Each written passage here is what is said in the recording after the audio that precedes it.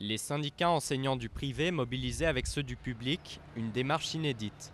Avec plus de 1400 postes supprimés à la rentrée, les établissements catholiques n'ont pas été épargnés par les coupes budgétaires. Une réduction d'effectifs qui fragilise, voire même menace, la survie de certains d'entre eux.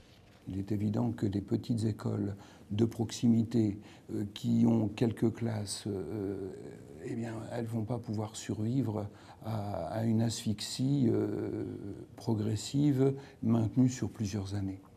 Ce directeur d'établissement du Nord a perdu un poste au collège et un demi-poste au lycée. Dans le même temps, il a accueilli 25 nouveaux élèves à la rentrée.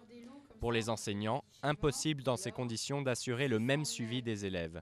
Les suppressions de postes ont de graves conséquences au niveau de l'enseignement et de la qualité de l'enseignement et aussi des conditions d'accueil des élèves. C'est très difficile d'aller aider les élèves en difficulté, de passer du temps avec eux quand on a vraiment des classes surchargées.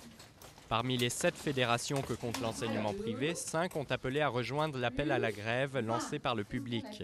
Un appel qui sera d'autant plus suivi par les professeurs du privé que, contrairement à leurs collègues du public, eux n'ont pas la sécurité de l'emploi. Malheureusement, depuis 2 ans, on a affaire à des cas de des licenciements secs, puisque dans le privé, même si on est agent de droit public, rémunéré par l'État, si on ne retrouve pas d'emploi pour le maître, qui est en perte de poste, le maître pointe au chômage. Du côté des parents d'élèves, le mouvement des appels, principale fédération du privé, préconise le dialogue plutôt que la grève.